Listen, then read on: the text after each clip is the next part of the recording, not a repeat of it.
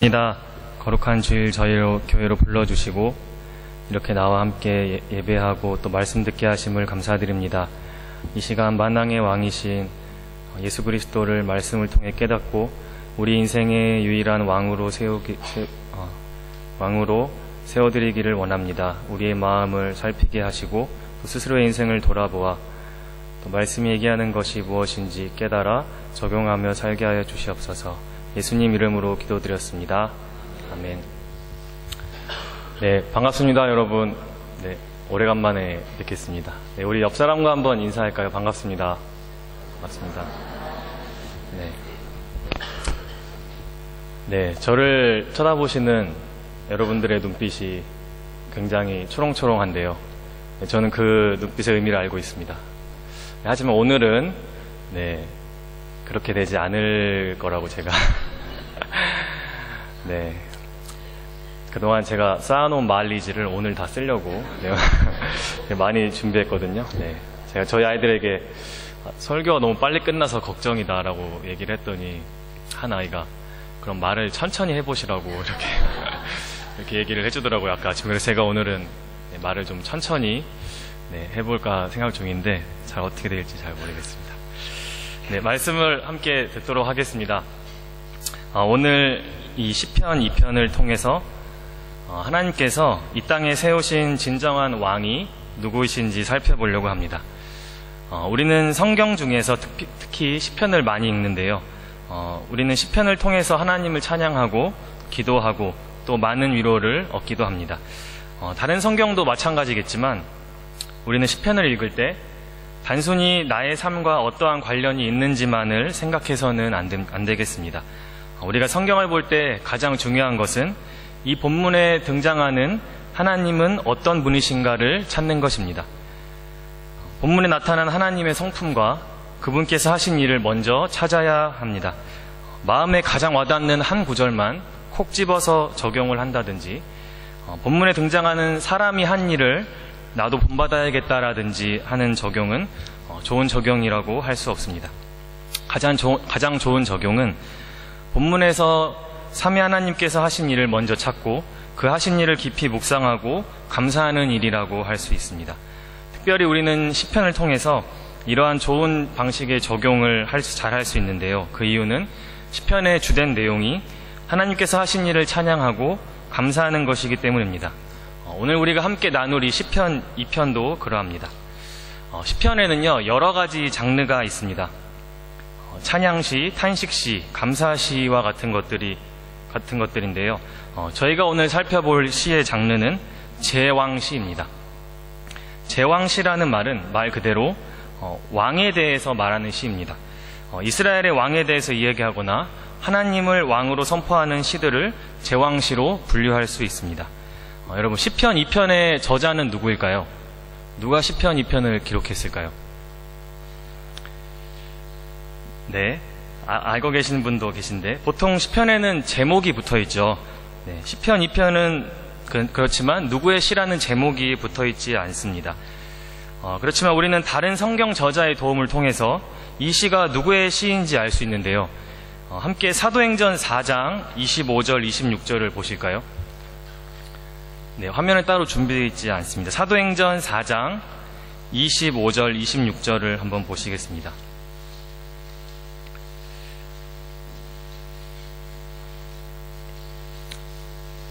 네, 제가 한번 읽어드릴게요.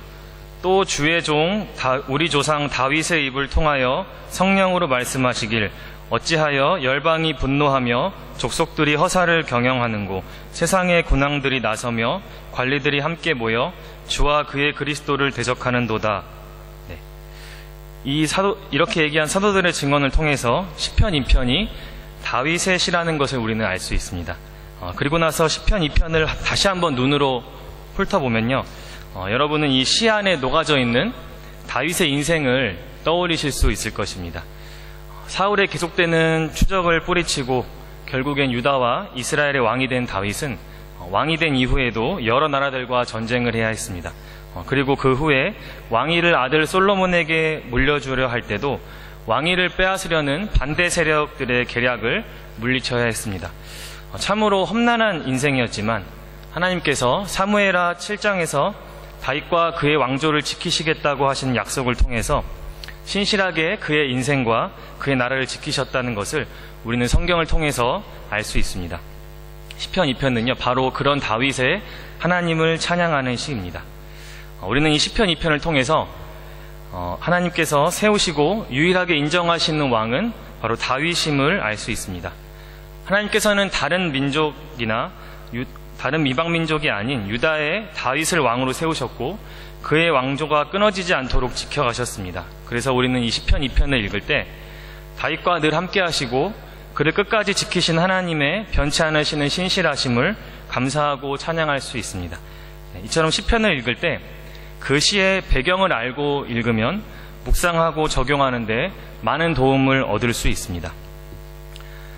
배경을 알고 읽는 것과 더불어 중요한 다른 한 가지는 바로 성경 전체의 빛 아래서 시편을 읽는 것입니다. 달리 표현하자면요, 그리스도를 중심으로 모든 구약과 신약 성경을 해석하는 것이라고 할 수 있습니다. 모든 구약 성경은요, 앞으로 오실 메시아 그리스도가 오실 것을 기대하고 있는데 이 시편 2편도 마찬가지라고 할 수 있습니다. 아까 제가 이 시를 무슨 시라고 했죠? 네, 제왕시라고 했죠. 그래서 우리는 이 시에서 하나님께서 다윗을 왕으로 세우신 것을 발견할 수 있었습니다. 하지만 더 나아가서 이 시가 기대하는 바인 예수 그리스도를 발견할 수 있어야 한다는 말입니다. 이 시를 읽으면서 그 안에서 예수 그리스도를 찾을 수 있어야 한다는 말입니다. 칼빈도 이에 대해서 이렇게 말했는데요.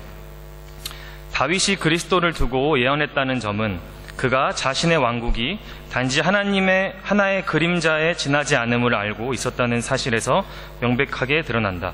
그가 그의 후손과 함께 왕이 된 것은 자신을 위해서라기보다 구속자에 대한 모형이 되기 위해서였다. 다윗이 장차 오실 메시아 예수 그리스도에 대한 분명한 인식이 있었다는 것은 그가 쓴 시편 110편을 통해서도 알 수가 있습니다.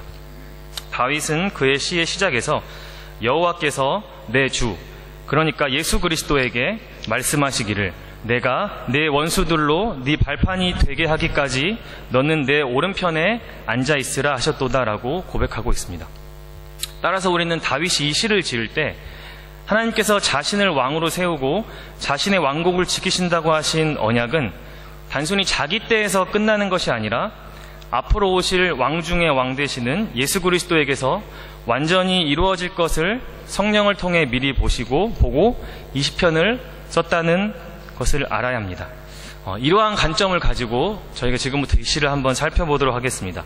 이 시는요, 총 4부분으로 나눌 수 있습니다. 1절에서 3절, 4절에서 6절, 7절에서 9절, 10절에서 11절입니다. 12절이 3절씩 4로 나눠 떨어지는 게 기분이 매우 좋은데요. 한글로 번역되었지만 이 시를 자세히 보시면요, 두 번씩 비슷한 말들이 반복되고 있다는 것을 알 수 있으실 것입니다.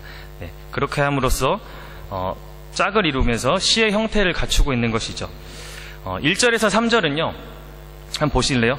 주변 나라들이, 즉 메시아, 즉 하나님께서 기름 부어 세우신 왕에게 도전하는 모습이 담겨져 있습니다. 여기서 어찌하여 이렇게 시작하고 있죠. 어찌하여 뭐뭐 하는가? 여러분 수사 의문문이란 말 아시죠? 애초에 대답을 기대하고서 하는 질문이 아니라는 것이죠. 1절을 보시면요, 처음엔 이 주변 나라들이 분노하며 들고 일어나는 모습을 볼 수 있습니다. 서로 머리를 맞대고 하나님께서 세우신 왕에게 반역을 꾀하는 것이죠. 그러다가 2절을 보시면요, 그 수위가 한층 더 높아진 것을 볼 수 있습니다. 이방 나라와 민족들은 군왕과 관원, 즉 통치자라는 말로 보다 구체적인 표현으로 바뀌었고, 1절에서 이를 꾸몄다면은 2절에서는 나서고 있다고 얘기하고 있습니다. 여기서 나선다는 말은 전쟁에 나서서 진을 치고 있다는 뜻으로 한층 더 심해진 반란의 모습을 보여주고 있는 것입니다. 여기까지는 먼저 하나님께서 세우신 다윗 왕에게 반기를 드는 다른 나라들을 가리키는 것입니다. 그리고 궁극적으로는 메시아 예수 그리스도를 대적하여 그를 십자가에 못 박기를 꾀하는 사단의 세력들을 가리키는 것입니다. 저희 아까 사도행전 24장 25절부터 봤죠? 거길 제가 다시 한번 읽어드릴게요. 또 주의 종 우리 조상 다윗의 입을 통하여 성령으로 말씀하시기를 어찌하여 열방이 분노하며 족속들이 허사를 경영하였는고. 세상의 군왕들이 나서며 관리들이 함께 모여 주와 그리스도를 대적하도다 하시니로다. 과연 헤롯과 본디오 빌라도는 이방인과 이스라엘 백성과 합세하여 하나님께서 기름 부으신 거룩한 종 예수를 거슬러 하나님의 권능과 뜻대로 이루려고 예정하신 그것을 행하려고 이 성에 모였나이다. 사도들의 말을 통해서 우리는 다윗이 성령을 통해 한 예언이 예수 그리스도를 통해서 정확히 이루어졌다는 것을 알 수 있습니다. 다시 시편 3절을 보십시오. 우리가 그들의 맨 것을 끊고 그의 결박을 벗어버리자 하는도다. 이것은요, 다윗의 통치를 거절하는 주변 나라들을 거론하기에 앞서 하나님의 통치를 거절하는 모든 인간의 죄된 본성이라고 할 수 있습니다. 아담과 하와가 그랬고 바벨론을 탑을 쌓았던 자들이 그랬습니다. 하나님께서는 예수 그리스도를 이 땅에 참된 왕으로 세우셨지만 사람들은 그를 십자가에 못 박았습니다. 그것은 인간의 죄된 본성, 즉 하나님의 법을 즐거워하고 따르기를 거부하는 마음에서 비롯된 것입니다. 사랑하는 성도 여러분, 우리도 우리의 마음을 잘 살펴야 합니다. 그리스도를 영접하지 않는 자는 본질상 하나님의 무서운 진노를 받을 수밖에 없습니다. 그들은 육체의 욕심을 따라 살며 육체와 마음이 원하는 대로 행합니다. 또한 하나님을 의지하지 않고 스스로의 실력과 경험으로 얼마든지 이 세상에서 원하는 대로 원하는 것을 이루며 살 수 있다고 생각합니다. 하나님께서 세우신 만왕의 왕 예수 그리스도를 삶의 참 주인으로 모시지 않고 그분이 마땅히 쓰셔야 할 왕관을 본인의 머리에 씌우는 어리석음을 범하는 것입니다. 그러면서도 여전히 무엇이 잘못인지 모른 채 예수 그리스도 없이도 내 인생은 얼마든지 평안해 라고 말하는 자들입니다. 이런 자들이 잘 나가는 것처럼 보여도 그들의 실상은 어떨까요? 우리 함께 4절 5절을 읽어보겠습니다. 네, 시작.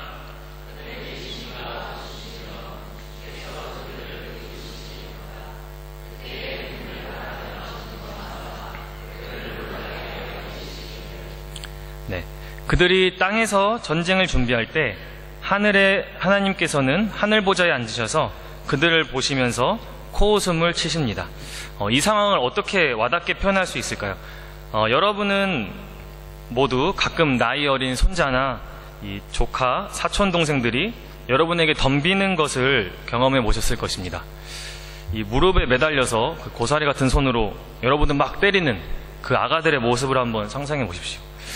여러분 그럴 때 속으로 어떤 생각을 하십니까? 아우, 이거 그냥 한 주먹거리도 안 되는 게 까불고 있네, 이런 생각을 다들 하시죠?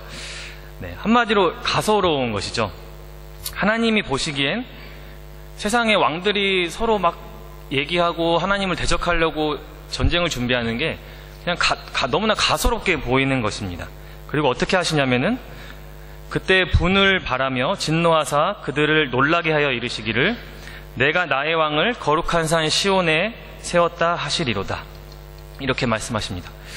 하나님께서 이 사무엘을 통해서 양을 치던 초란 2세 막내 아들에게 기름을 부었을 때는 그 누구도 그 앳된 아기가 후에 이스라엘을 다스리는 왕이 될 것이라고 생각하지 않았을 것입니다. 그러나 하나님께서는 다윗을 왕으로 세우시고 그의 원수들을 멸하게 하심으로써 하나님의 진노를 나타내셨습니다.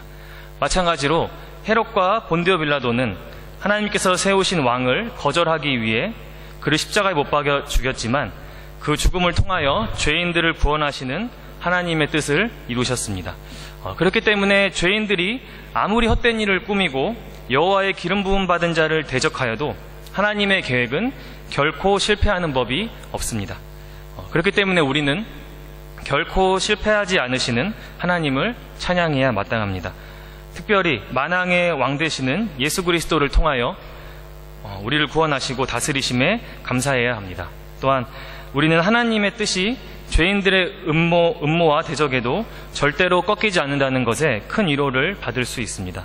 예수 그리스도께서 이 땅에 다시 오시는 날 그분의 왕되심이 온 우주에 밝히 드러날 것이며 모든 성도들은 그분의 왕되심을 찬양하고 그분의 통치를 기뻐할 것입니다. 그러나 하나님께서 세우신 왕 예수 그리스도를 대적했던 자들은 비참한 종말을 맞이하게 될 것입니다. 그들은 하나님의 무서운 진노와 분노를 온몸으로 영원토록 받아내야 할 것입니다. 그러니 그들은 아직 하나님께서 비웃고 계실 때에 이것이 나를 향한 경고임을 깨닫고 그분을 자신의 왕으로 기꺼이 받아들여야 할 것입니다. 7절에서 9절까지는요, 하나님께서 세우신 왕에게 어떤 약속을 하시는지가 나와 있습니다. 여러분 7절 한번 보시겠어요? 7절을 읽으실 때 낯이 익은 멜로디가 떠오르는 분들이 계실 것입니다.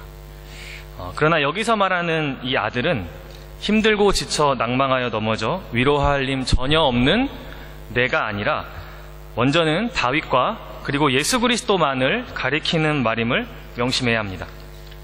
나았다는 말은 이 되었다는 말로도 바꿀 수 있습니다. 다윗은 기름을 부어 왕으로 세워질 때 하나님의 아들로 입양되었습니다. 그리고 이 사건은 장차 죽음에서 부활하셔서 살아계신 하나님의 아들로 선포되실 예수 그리스도에 대한 약속이기도 합니다. 로마서 1장 4절에서 바울은 이렇게 말하고 있습니다. 성결의 영으로는 죽은 자들 가운데서 부활하사 능력으로 하나님의 아들로 선포되셨으니 곧 우리 주 예수 그리스도시니라. 즉 7절은 많은 죄인들이 예수를 하나님의 아들로 인정하지 않았지만 그분은 부활하심으로써 당당하게 하나님의 아들로 온 세상에 선포될 것이라는 예언의 말씀인 것입니다. 8절 9절을 보시면요, 우리는 하나님과 언약을 맺은 이후에 다윗이 모든 전쟁에서 승리했던 사무엘하 8장의 모습을 떠올릴 수 있습니다. 그는 많은 나라를 다스렸습니다. 그러나 8절에서 말하는 것처럼 땅 이 끝에서 저 끝까지는 아니었습니다. 이 말씀은 만왕의 왕 되시는 예수 그리스도를 통해서 이루어졌습니다. 하나님께서는 흑암의 권세에서 죄인들을 건져내어 그의 사랑하시는 아들의 나라로 옮기실 것인데 이것은 복음 전파를 통해서 이루어지고 있습니다. 그리고 그 복음은 모든 민족과 온 세상에 전파될 것입니다. 그제야 비로소 끝이 오기 때문입니다. 그리하여 세상 나라가 우리 주와 그의 그리스도의 나라가 되어 그가 세세토록 왕노릇 하실 것이라는 계시록의 말씀은 반드시 이루어질 것입니다. 그러므로 사랑하는 성도 여러분, 하나님의 나라는 눈에 보이지 않아도 여전히 굳건하며 성도의 복음 전파의 방식으로 계속적으로 확장될 것입니다. 따라서 우리는 예수 그리스도가 오실 날을 앞당기는 마음으로 늘 복음 전파에 힘써야 합니다. 그리고 반드시 믿음을 가져야 하는데 그 믿음은 하나님께서 열방을 왕 대신 예수 그리스도에게 주기로 하셨고 그 작업은 지금도 계속해서 이루어지고 있으며 예수 그리스도가 이 땅에 다시 오시는 그날 온 우주에 분명하게 선포될 것임을 믿는 믿음입니다. 끝으로 마지막 10절에서 12절을 보면요, 이 시의 의도가 나타나고 있습니다. 다윗은 열 왕들에게 메시아의 통치를 받아들일 것을 권면하며 이 시를 마무리하고 있습니다. 모든 죄인들은 성경을 통해서 하나님의 지혜를 얻을 수 있습니다. 다윗 시대의 열국들에게는 하나님께서 세우신 왕 다윗에게 복종하는 것이 지혜였으며 이 시대를 살아가고 있는 우리들에게는 왕 대신 예수 그리스도를 인생의 주인으로 모시는 것이 지혜입니다.